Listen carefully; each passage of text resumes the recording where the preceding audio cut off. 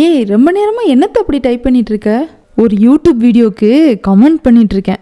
என்ன வீடியோ? முஸ்லீம் பேர் தாங்கிங்க சில பேர் பண்ற ஹராத் வேலைக்கு தான் கமெண்ட்ல நல்லா திட்டி விட்டுக்கிட்டு இருக்கேன். ஏய், நீயுமா இந்த வேலையை செய்யற? சரி, இப்போ நீ அவங்கள கமெண்ட்ல திட்டுறதுனால யாருக்கு என்ன லாபம்? ஏய், என்ன நீ இஸ்லாத்துக்கு விரோதமா செய்யறவங்கள பாராட்டவா சொல்ற? 4 வார்த்தை நறுக்குன்னு உரைக்கிற மாதிரி கேட்க வேணாம். இப்போ நீ செய்யறது மட்டும் என்ன இஸ்லாத்துக்கு ஆகுமான செயலா? இதுவும் இஸ்லாத்துக்கு விரோதமான செயல் தான். ஒருத்தவங்களை திட்டுறது, தரக்குறைவா பேசுறது, இதெல்லாம் எவ்வளோ கேவலமான செயல்னு உனக்கு தெரியாதா? ஏய் இல்லைப்பா, அவங்க முஸ்லீம் பேரை வச்சுக்கிட்டு ஹராமான செயல்லாம் செய்கிறாங்க. அதை பார்க்கல நமக்கு டென்ஷன் ஆகுதுல்ல. நீ எதுக்கு டென்ஷன் ஆகிற? சரி, நான் கேட்குறேன், முஸ்லீம் பேர் வச்சிருக்கிறதுனால அவங்க 100% இஸ்லாத்தை ஃபாலோ பண்ணியே ஆகணும்னு ஏதாவது கட்டாய கடமை இருக்கா? ஒருத்தவங்களோட பேரை மட்டும் வச்சுக்கிட்டு அவங்கள ஜட்ஜ் பண்ணக்கூடாது. இந்த இஸ்லாமிய மார்க்கத்தில் எந்த ஒரு நிர்பந்தமும் இல்லைன்னு அல்லாஹ் குரானில் தெளிவாக சொல்லியிருக்கான். ஒருத்தவங்களுடைய செயலுக்கு அவங்களோட எண்ணம் தான் மெயின் ரோல் ப்ளே பண்ணுது.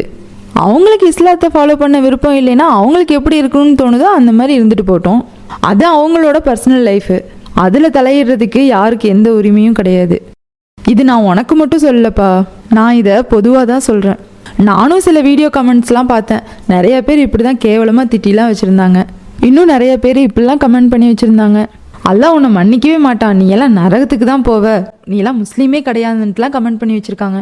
இப்போ அவங்க நரகத்துக்கு தான் போவாங்க அப்படின்னா கமெண்ட்ஸில் திட்டுறவங்கலாம் என்ன சொர்க்கத்துக்காக போவாங்க?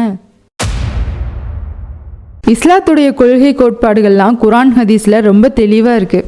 யாருக்கு விருப்பம் இருக்கோ அவங்க குரான் ஹதீஸை படித்து அதன்படி ஃபாலோ பண்ணட்டும். விருப்பம் இல்லாதவங்க விட்டுட்டோம், அவ்வளோதான். ரொம்ப சிம்பிள்.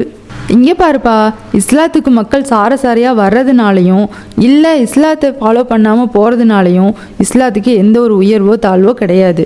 உனக்கு உண்மையிலேயே அவங்க மேலே அக்கறை இருந்துச்சு அப்படின்னா அவங்கள பர்சனலாக மீட் பண்ணி இல்லை சேட் பண்ணியோ அவங்கக்கிட்ட இஸ்லாத்தை பற்றி எடுத்து சொல்லுப்பா. அவங்க இந்த மாதிரி ஹராமான விஷயங்கள்லாம் செய்கிறாங்க அப்படின்னா அவங்களுக்கு இஸ்லாத்தை பற்றி தெரியாமல் கூட இருக்கலாம். அப்படி தெரிஞ்சே ஹராமான விஷயங்கள்லாம் செய்கிறாங்க அப்படின்னா அது அல்லாஹ்க்கும் அவங்களுக்கும் உள்ள விஷயம். நம்ம அதில் தலையிடணும்னு அவசியம் இல்லை. ஒரு முஸ்லீம் சக மனிதர்கள்ட்ட அன்பு செலுத்தணும், எல்லாத்தையும் நேசிக்கணும். அதுதான் ஒரு உண்மையான முஸ்லீமுக்கு அடையாளம்.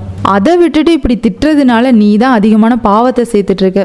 தயவு செஞ்சு இப்படி மற்றவங்கள திட்டுறதை விட்டுட்டு ஏதாவது யூஸ்ஃபுல்லான வேலையை பாருப்பா.